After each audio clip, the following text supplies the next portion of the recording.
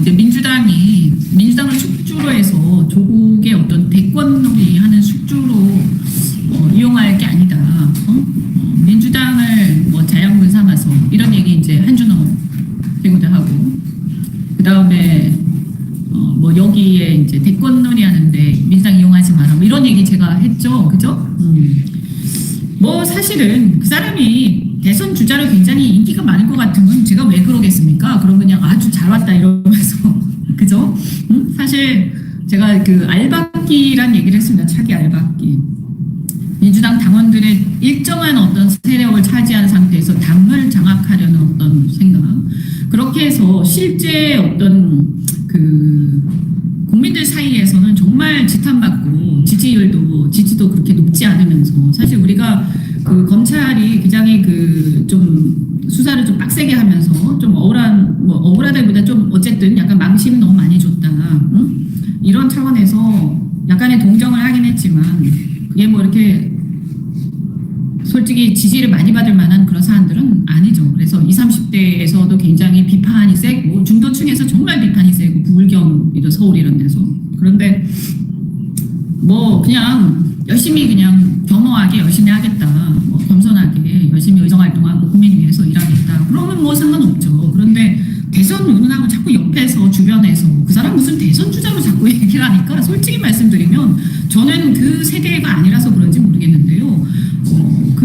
저나 저보다 더 젊은 세대들이 보기에는 정말 아니라고 생각해요. 그리고 그거를 우리 민주당을 이용해서 뭔가 해보겠다, 이런 얘기를 얼마 전에 사실은 유시민 작가가 하지 않았습니까? 저 그것 때문에 상당히 이제 붕괴하죠. 그죠? 그래서 그 얘기를 했더니 뭐 조국당에서 뭐 신장식이니 정춘생이니 저는 뭐 그분들 잘 이렇게 친하지도 않고 잘은 모릅니다만 뭐 입에 담을 수 없는 아주 그런 얘기를 저한테 했대요. 그래서 뭐 제가 당을 뭐 7개 뭐 이렇게 했는데, 저 사실은 그냥 보수로 갔다가 다시 돌아왔어요. 그런데 제가 왜 당을 나갔습니까? 여러분 아시지 않습니까? 제가 왜 당을 나갔습니까? 제가 그때 친문 패권주의라는 얘기를 하면서 당을 나갔습니다. 그렇게 사실은 다수의 국민들한테 지지를 받지도 못하면서 당에서 세력화해서 그들만의 어떤 알박기를 하고 정말 뛰어나고 훌륭한 사람들 다 쫓아내고, 그러면서 실제로 지지를 얻고 사람들한테 이미지 좋은 사람들 다 이용해가지고 결국에는 그들이 권력을 잡고 하는 그런 행태들, 그거 패거리 지으면서 그거 못 봐주겠다, 이래서 제가 나간 거 아닙니까? 저는 직설적입니다. 아니 뭐 아닌 건 아니잖아요. 그렇잖아요. 저는 이재명 대통령 그때 성남시장 하실 때 제가 그들하고 경기도당위원장 맞붙었죠. 뭐 저는 사실 이길 거라고 생각은 안 했어요. 하지만 그렇게 막 자기들이 아닌, 자기들 패거리가 아닌 나머지를 막 왕따시키고 굉장히 비겁하게 괴롭히고 이런 행태를 제가 당하면서, 무슨 이런 당이 민주주의를 외치냐, 이거는 민주주의가 아니라 독재다라고 생각하고 친문 패권주의 제가 외치면서 저는 새정치하겠다고 나왔잖아요. 그죠? 뭐 새정치가 잘 안 됐습니다만 어쨌든 나가게 된 데는 정말 저는 분노했습니다. 그리고 지금도 여전히 마찬가지입니다. 다시는 그러한 행태를 이 당에서 내가 보지 않겠다, 이렇게 결심을 했기 때문에 돌아올 때도 이재명 대통령께서 그리고 정성호 장관께서 다시 돌아와서 이제 함께하자라고 말씀하셨을 때 제대로 한번 대한민국 발전시켜보고 그리고 그런 어떤 사실은 민주주의를 포장한 독재, 민주주의를 포장한 패권주의 절대로 용납하지 않겠다고 제가 생각했습니다. 사실은 국회의원이라는 것이 우리가 뭐 공천에 연연해가지고 비굴하게 잘못된 거를 그냥 알면서도 비굴하게 다 그냥 숨죽이고 그렇게 할 것 같으면 그거는 북한이나 중국하고 마찬가지 아닙니까? 우리나라는 그렇게 돼서는 안 된다고 저는 생각합니다. 자, 그래서 제가 열받으니까 좀 넋두리 했는데, 여러분 그분들이 막 저한테 엄청나게 린치하는데 여러분 많이 응원도 해주시고요. 그러니까 제가 그래도 좀 힘이 나요. 제가 아까 보니까 진짜 입에 담을 수 없는 그런 얘기를 했던데, 근데 사실은 저도 크게 그런 개의치 않습니다. 왜냐, 시대는 이미 흘러가고 있다. 그리고 그들의 시대는 이미 끝났다. 그러니까 착각하지 마라. 그들의 시대는 이미 끝났다. 그리고 대한민국과 전 세계 시대가 흘러가고 있고, 이재명 시대가 왔고, 그리고 이재명의 민주당으로 민주당은 바뀌었고, 노선도 이제 과거의 그 캐캐묵은 20년, 30년 전에 정말 피현실 실질적인 그런 말이 진보지 무슨 진보입니까? 진보도 아니고 기득권의 사실 운동권 기득권이죠. 사실은 그런 행태가 더 이상 대한민국에서 자리 잡기 어렵습니다. 앞으로 더 그럴 겁니다. 저는 그 장담합니다. 지금 젊은 사람들의 생각 얼마나 바뀌었습니까? 이제 우리는 그걸 따라가야 된다. 그리고 이재명 대통령하고 함께 미래지향적인 정치를 해야 된다고 생각합니다. 그 사람들하고 실랑이할 시간도 없습니다. 근데 지금 마지막 난리를 치고 있는데 우리가 이걸 잘 극복해야 한다고 생각하는데요. 제가 안타까운 것은 그렇게 해서 민주당을 장악한다 한들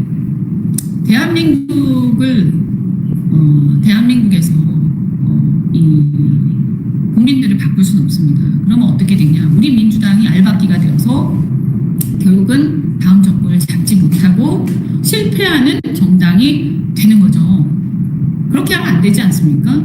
시대를 따라가고 대한민국의 변화를 따라가고 우리가 선도하고 그래서 국민들이 우리를 선택할 수 있는 대다수 국민들 특히 중도층이 좋아하는 당을 만들어야죠. 그죠?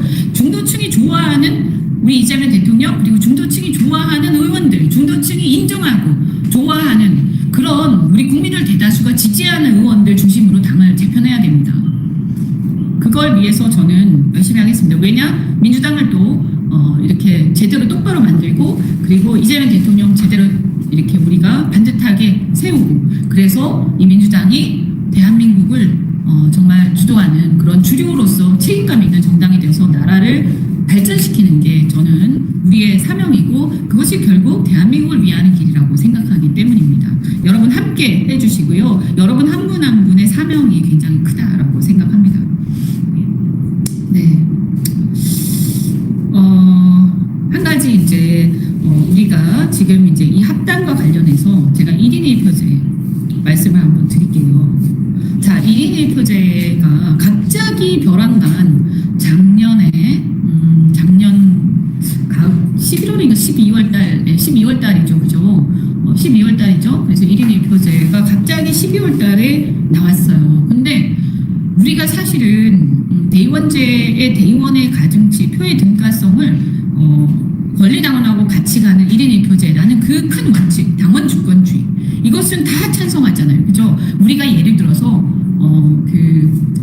국민 주권주의 누가 반대해요? 다 찬성하잖아요. 그죠? 그런데 예를 들어서 만약에 대의제가 있단 말이에요. 우리 국회가 있어요. 그리고 지방의회가 있고요. 이분들이 다 대의하는 기관들이죠. 그런데 이 대의 기관이 하루아침에 우리가 직접 민주주의 하자라고 하면서 어떤 하루아침에 대의 기관을 없애면 안 되잖아요. 그죠? 그래서 1인 1표제를 하더라도 대의원이라든가 우리를 대변하는 당 안에서 우리를 대변하는 게 바로 대의원인데 그 대의원들이 제대로 역할을 하고 당원들이 당원들의 의사가 그 대의원들에 의해서 모아지고 그래서 그 대의원들이 일정하게 어떤 그런 의견 수렴하는 역할들을 하고 그래서 수기를 거쳐서 토론을 거쳐서 어떤 문제들이 해결되는 이러한 진정한 실질적인 민주주의를 만드는 것이 굉장히 중요하니까 이런 시스템을 만들고 이런 보완책을 다 하면서 그것과 함께 1인 1표제를 하면서 대의원제를 폐지해야 사실상 폐지로 가야 그래야 문제가 안 되는 거잖아요. 등가성은 폐지하더라도 그 사람의 어떤 역할들 그들의 대의적 역할 대의민주주의로서의 역할이 있어야 그것이 정비가 되어야 우리 당원들이 곧바로 당대표가 OX를 던졌을 때 OX가 뭐에 대한 건지 그 OX는 왜 하는 건지 이런 걸 알아야 되는데 그걸 누가 설명해 줍니까? 그래서 이렇게 보완 없이 막 가면 안 된다라고 해서 사실 이런 문제는 이재명 대통령도 똑같이 말씀하셨거든요. 그래서 그런 얘기를 하면서 이렇게 급하게 막 밀어붙이면 안 된다라고 제가 얘기를 했었죠.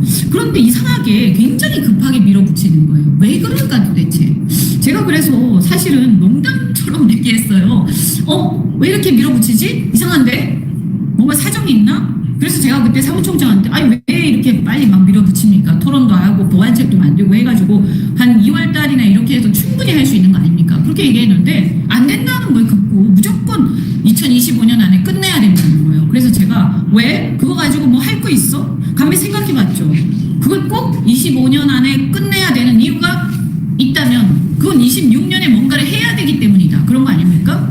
그래서 26년에 뭘 해야 되냐라고 제가 생각을 해봤는데 그러면 표 계산을 해가지고 조국당하고 합당하려는 건가?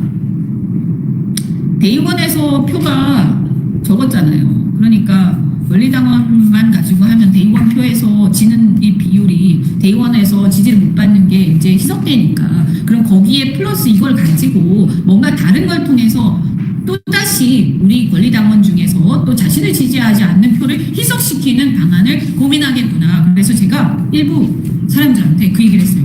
야, 대표가 조국당하고 합당을 꺼낼 것 같다. 연초에. 근데 제가 생각했던 것보다 더 빨리 꺼냈어요.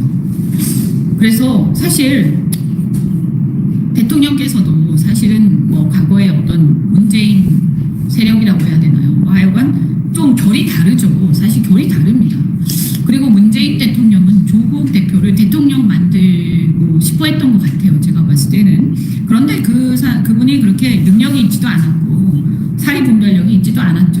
그리고 사실은 여러 가지 자질도 꽤 많이 문제가 있었어요. 그래서 결국에는 잘 안 됐고 그것이 오히려 조국 사태를 불러오면서 문재인 정권이 꺾어지는 그래서 내려가는 어떤 계기가 됐습니다. 사실 그 당시에 그냥 그만 두면 좋았을 텐데 끝까지 버티는 바람에 더 심해졌어요. 그 민심의 이반이.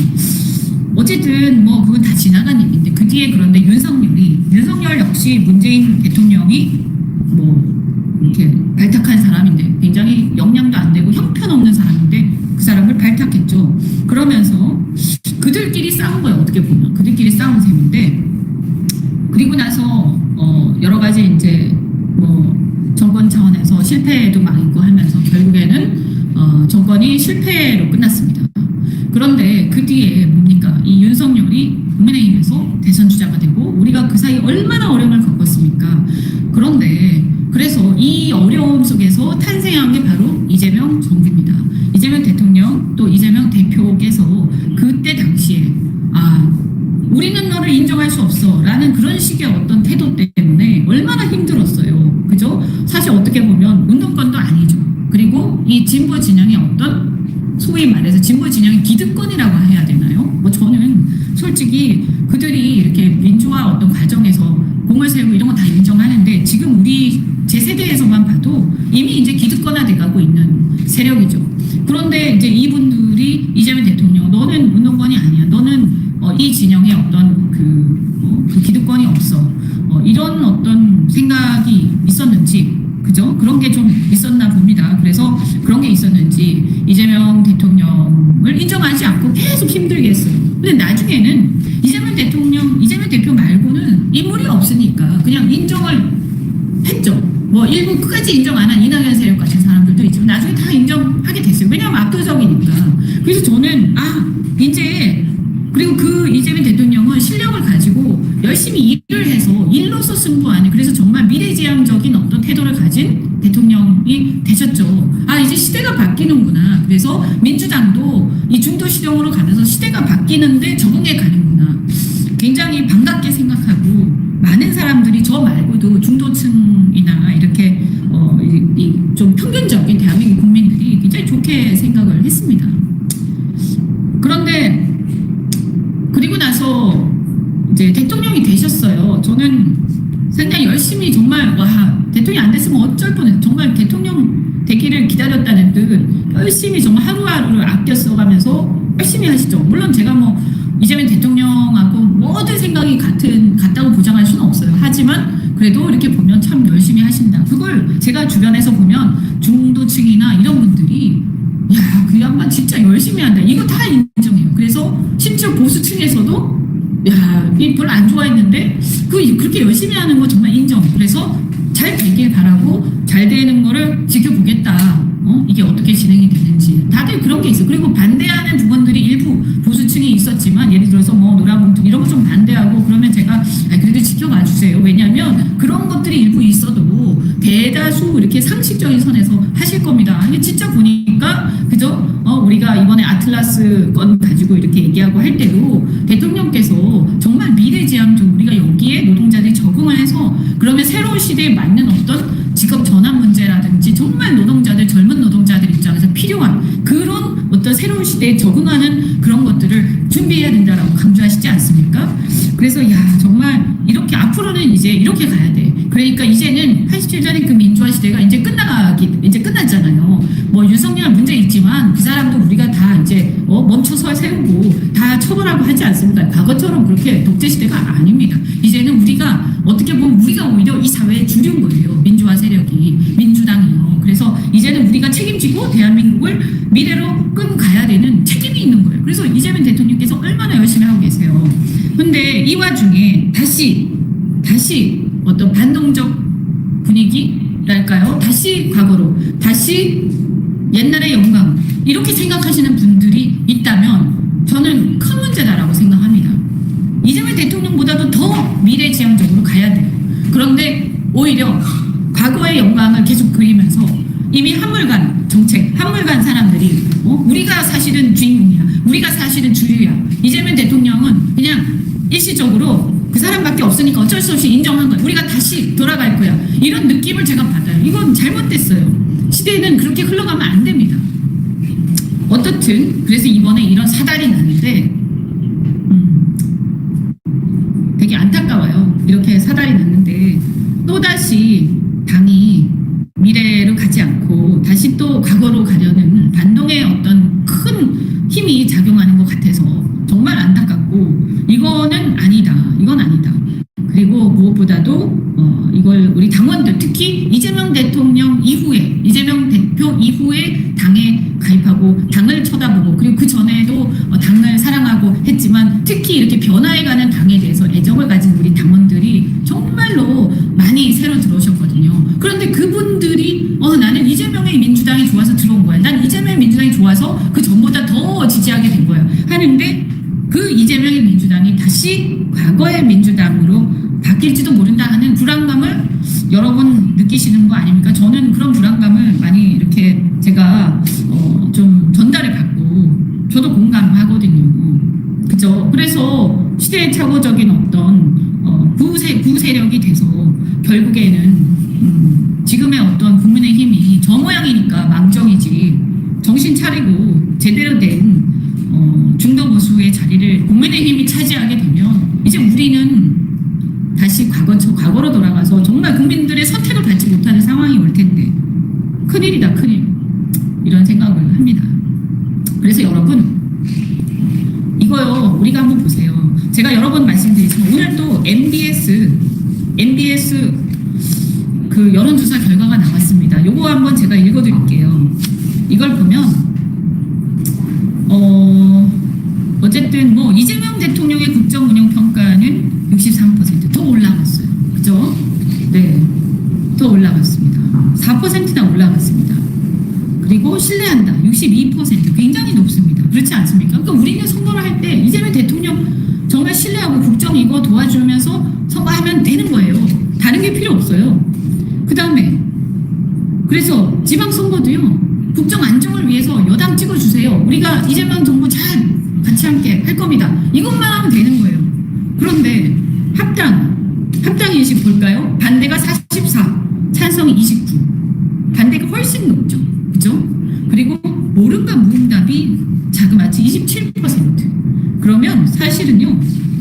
모른가 무응답도 그다지 긍정적인 게 아니죠. 긍정적이면 찬성한다고 적극적으로 얘기하게 돼 있어요. 거기다가 서울도 반대가 훨씬 높아요. 인천, 경기도 자 제가 경기도니까 요거 한번 볼까요? 인천, 경기 찬성 28, 반대 44 훨씬 높습니다. 그리고 불경 찬성 23, 반대 45입니다. 그죠? 근데 또 주목할 만한 게 호남은요. 그래도 조국당을 민주당하고 어쨌든 같이 하는 거 이게 조국당에 대한 그 애정이 좀 있죠. 근데 호남은 찬성이 49, 반대가 39예요. 그러니까 사실은 처음에는 찬성이 훨씬 높았어요. 근데 지금 반대가 늘어나고 차이가 많이 줄었습니다. 점점 줄고 있습니다. 이 얘기는 뭐냐면 생각을 해보고 토론을 해보니까 이거 좀 문제가 있네 이런 생각이 점점 많아지죠. 근데 그냥 툭 던지면 그래도 통합하는 게 좋은 거잖아. 합하는 게 좋은 거잖아. 그렇게 생각하게 돼 있어요. 그리고 뭐 대표가 한다는데 어련히 알아서 하겠어? 일반적으로 그렇게 생각해요. 그런데 이만큼 반대가 올라왔다. 그죠? 그죠? 호남에서 반대가 거의 40% 아닙니까? 이거는 이제 토론해보고 생각해보니까 그거 아니네? 이렇게 된 거죠. 그리고 중요한 게 중도층에서요. 반대가 51%예요. 찬성 25인데. 그러면 중도층 입장에서 합당해서 막 난리치면 중도들이 반대하는 중도들 51%가 아무래도 부정적으로 생각할 가능성이 많죠. 근데 왜 합니까? 선거를 앞두고. 역시 마찬가지로 민주당 지지층에서도 이 반대와 찬성의 폭이 줄어들고 있어요. 그래서 갤럽, 얼마 전에 갤럽 여론조사 마찬가지였죠. 서울, 부울경, 중도층, 그 다음에 2030에서 별로 좋지 않다. 그죠? 그럼 이게 우리가 중요한 선거가 서울, 부울경, 중도층, 2030이 중요한데 여기에 지지를 별로 받지 못하는 합당을 왜 하느냐? 그럼 이거는 선거를 이기기 위해서라는 게 설명이 안 된다라는 말씀 드렸지 않습니까? 그런데 여기도 마찬가지로 MBS 여론조사도 비슷한 거예요. 그래서 적정 지역으로 예상되는 서울 부울경에서는 부정적 인식이 긍정적 인식의 2배인 거죠. 그죠? 그리고 호남을 제외한 모든 지역에서 전국의 모든 지역에서 부정적으로 인식하는 경향이 있다. 근데 호남마저도 이제 찬반의 그 폭이 줄어들고 반대가 거의 40%에 육박한다. 그러면 안 하는 게 맞죠. 이게 선거를 위해서, 선거 승리를 위해서 필요하다. 맞습니까? 아니잖아요. 아닙니다. 그죠? 그런데 말입니다. 아까 말씀드린 것처럼 토론을 계속하고 수기를 하니까 이게 뭐가 따져보게 되고 선거에 유리한지 아닌지를 따져보게 되죠. 그런데 이걸 모르고 만약에 턱 얘기를 하면 처음에 여론에서 찬성이 훨씬 높았던 것처럼 이렇게 되는 거예요. 그래서 제가 얘기하는 게 뭐냐면 우리가 당원 주권주의라고 할 때요. 그냥 당원한테 아무런 정보를 주지 않고 툭 던져가지고 야 OX 좋은 거잖아. 그러니까 내가 다 알아서 할 테니까 그냥 찬성이야 반대야 라고 딱 물어보면 그러면 사람들이 그냥 거수기를 전락하는 거예요. 되게 그냥 찬성 찍습니다. 그런데 정보를 충분히 주고 토론을 충분히 하게 하고 수기를 다 거쳐서 감론을 막 하다 보면 이런 정보들을 보면서 따지게 되는 거죠. 그래서 진정한 당원 주권주의가 되려면요. 그거는 이제 따지고 하나하나 정보를 다 주고 그래서 토론하고 하는 절차도 있어야 되고 그냥 단순히 찬성이냐 반대냐를 물어보는 게 아니라 예를 들면 당신 찬성하냐? 그런데 이 합당을 만약에 한다면 언제 하는 게 좋다고 생각하냐? 지방선거 전, 지방선거 후. 지방선거에 유리하다고 생각하냐? 불리하다고 생각하냐? 중도층이 유리하다고 생각하냐? 아니면 부울경에서 서울에서 유리하다고 생각하냐? 불리하다고 생각하냐? 이런 거 다 물어보고 나서 마지막에 물어봐야 되는 거죠. 그런데 이런 걸 다 얘기하고 물어보고 하지 않고 그냥 툭 던지면 그거는 거수기로 전락시키는 거예요. 그래서 사실은 우리 당원들 입장에서 정말 똑똑한 우리 당원들 입장에서는 굉장히 불쾌한 거죠. 우리 뭐 거수기로 아는 거야? 그런 거죠. 그렇게 하면 안 되죠. 토론을 제대로 해야 되는 거예요. 그런데 과거에는 워낙 독재 시대였기 때문에요. 그냥 투표권만 주어지면 그러면 이게 민주주의라고 착각을 했어요. 그렇지 않습니다, 여러분. 이제 우리 이 시대, 이제 앞으로는 실질적 민주주의가 돼야 되는 겁니다. 토론에도 참여하고 정보도 충분히 주고 이런 것들이 돼야 되는 겁니다. 그래서 그렇게 다른 거예요. 그래서 제가 이번에 저는 어쨌든 우리가 선거를 앞두고 지금 사실은 벌써 몇 주, 한 2주 됐나요? 이 논의가 한 일주일 됐나요? 일주일 내내 지금 이 실랑이를 하고 있는데 우선 뭐냐 하면 최고위원회에서 논의를 해야 되는데 최고위원회에서 논의를 아직 제대로 안 했어요.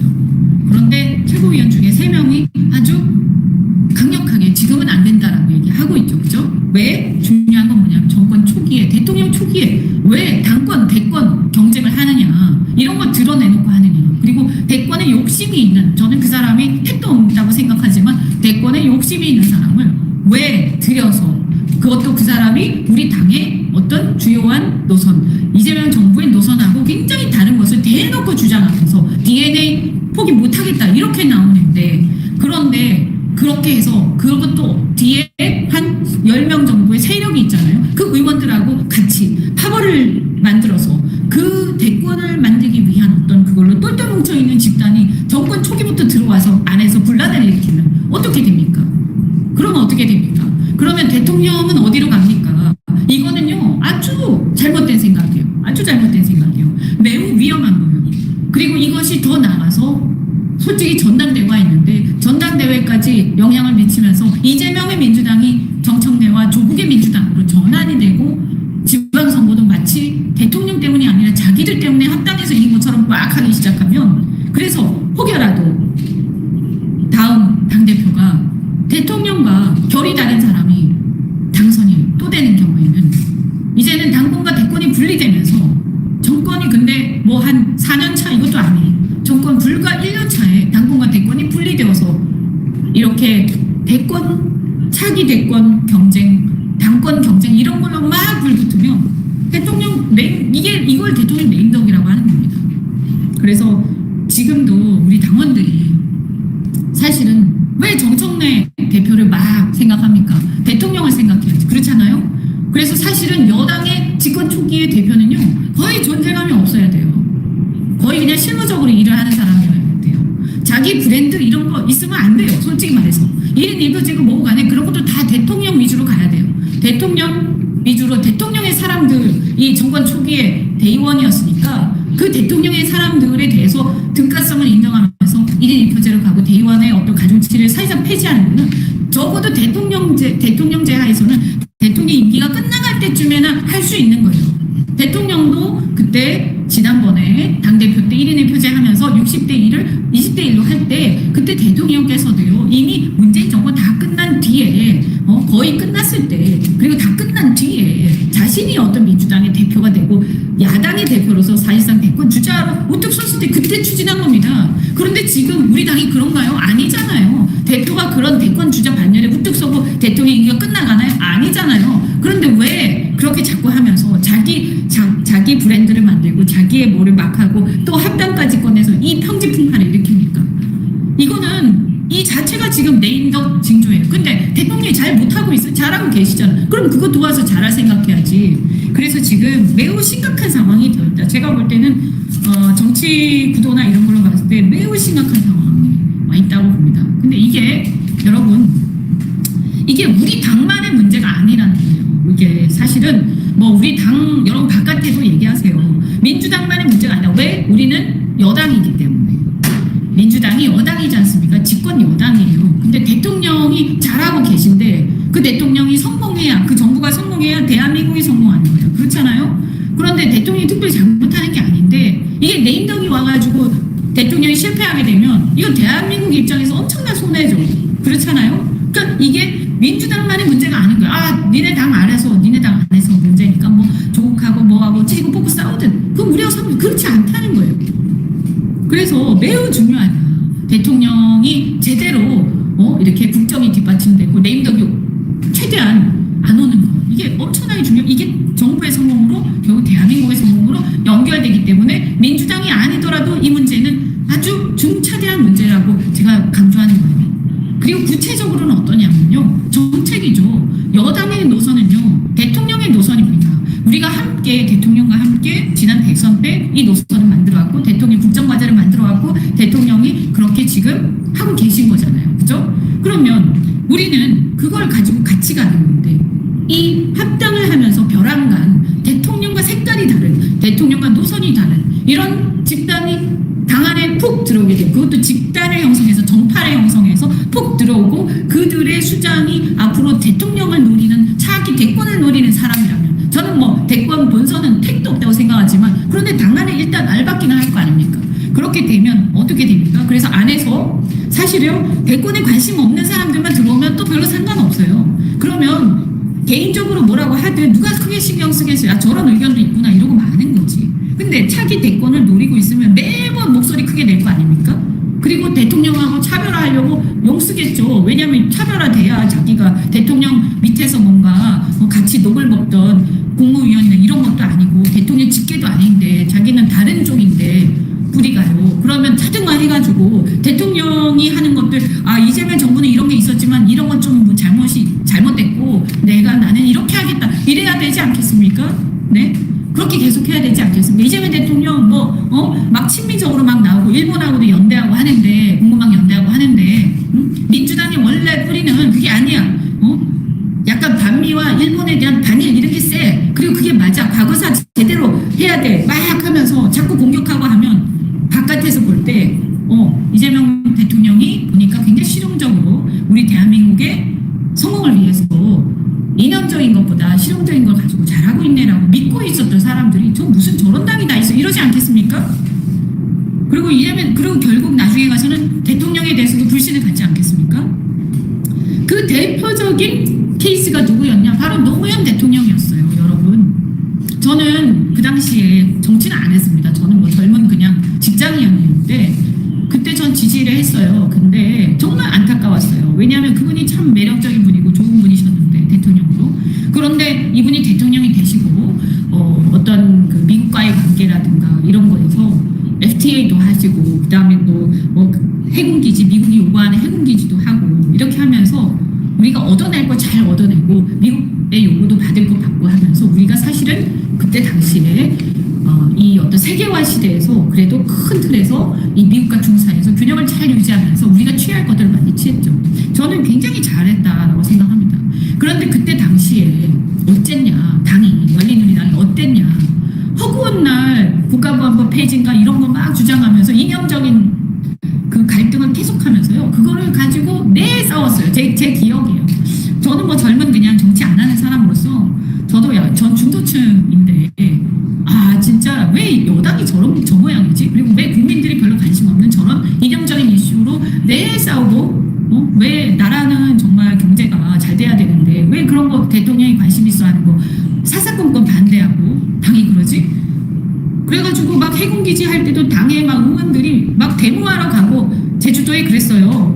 저는 그게 옳다 그르다 문제가 아니에요. 여러분 국제정치는 그냥 현실이에요. 그죠? 근데 대통령이 책임 있는 입장에서 현실을 가지고 했잖아요. 그런데 그거를 계속 흔들어댄 게 누구예요? 그렇게 막 흔들어대더니 정말 불쌍했거든요. 대통령이 진정성 가지고 하는데 그러더니 나중에 대통령이 지지율이 폭락해요. 왜냐하면 당연히 폭락할 수밖에 없어요. 아무리 열심히 해도 뒷받침이 안 되니까. 폭락하고 나니까 어떻게 돼요? 그 다음에 국민의힘 그 당시에 새누리당인가? 굉장히 세지잖아요. 한국당인가? 하여튼 당은 잘 모르겠고 그 당이 되게 세지지 않습니까? 그래서 지지가 높아지죠. 열린우리당 지지는 폭락하고요. 대통령 지지도 폭락했어요. 그러니까 어떻게 돼요? 이제 검찰이다 뭐다 막 수사하고 핍박하는 거죠. 결국 그 와중에 돌아가셨어요. 저는요. 물론 검찰과 그 보수 정당이 잘못했죠. 그리고 아주 나쁜 놈들이죠. 그런데 그 결과까지 올 때까지 누가 어떤 책임이 있냐라는 거에 대해 생각해봐야 된다는 거죠. 지금 우리가 집권당으로서 어떻게 해야 되는가를 반면교사 삼아야 된다는 거예요. 우리는 지금 정권 초기예요. 절대 이 정권 초기에 대권용, 당권용 야심을 가진 사람이 들어와서 과도하게 정치는 야심이 있을 수 있지만 그 울타리 안에서 해야지. 그죠? 그런데 과도하게 그것도 자기 세력을 가지고 정파를 형성해서 그러면서 막 딴 얘기하고 DNA를 나는 절대 포기하지 않겠어 이런 얘기 막 하면서 차기 정부 구상 막 얘기하고 이렇게 되면 그걸로 막 언론이 덮이고 할 텐데 이게 대통령한테 어떤 영향을 미치고 대통령은 그냥 잊혀지는 거죠. 그리고 뭐가 되겠어요? 국회에서 열심히 하겠습니까? 전부 다 의원들이라는 게 차기 정부, 차기 대권 주자들한테 줄 서가지고 그러지 않겠습니까? 초장부터? 그게 뭐 4년차, 5년차 때는 그럴 수 있어요. 근데 1년차부터 그러면 됩니까 이게? 그래서 뭐 입법이고 나발이고 관심도 없고 그냥 그저 그 싸움에만 그렇게 되면 되겠냐고요.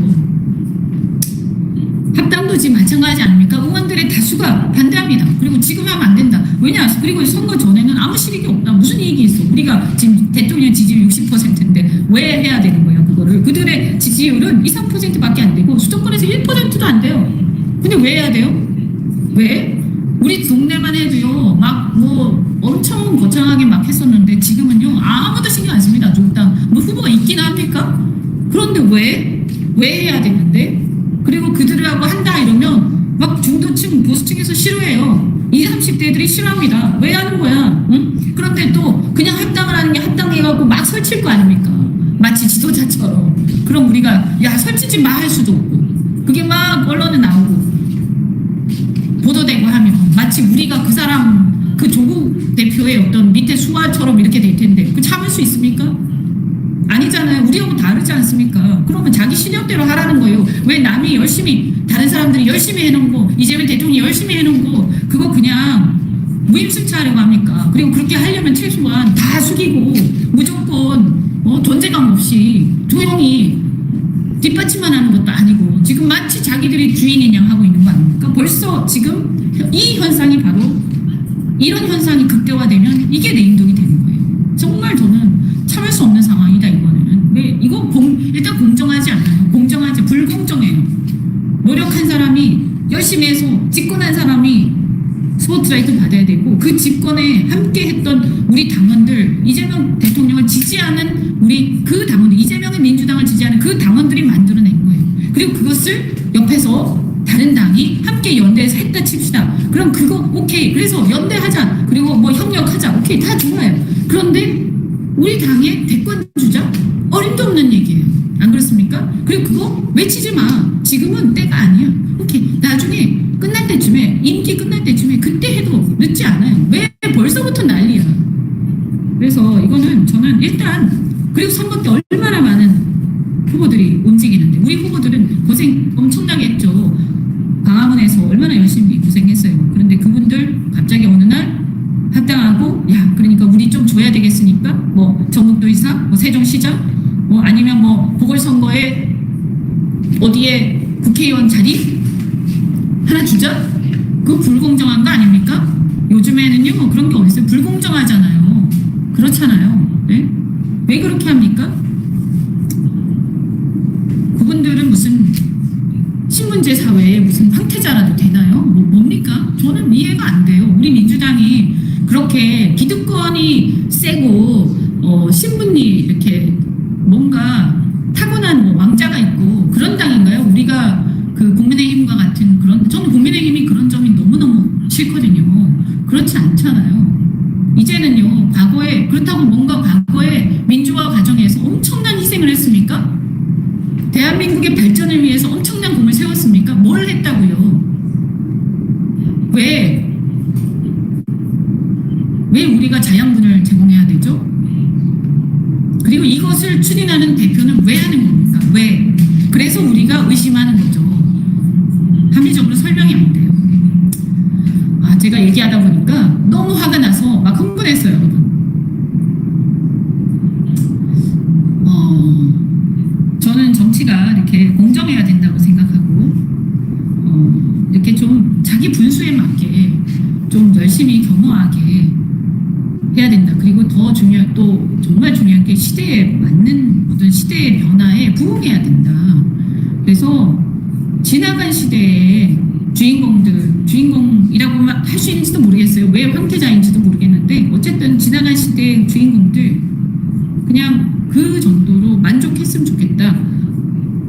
당이 대통령과 함께 미래로 가는데 좀 비켜주면 좋겠다라고 생각합니다. 언제까지 다시 과거로 가고 언제까지 다시 과거의 세력들이 또다시 등장하고 또 합당이라는 걸 통해서 또다시 자신들이 권력을 잡으려고 합니까? 그것도 남들이 열심히 해놓은 거 가지고요. 그러면 안 되죠.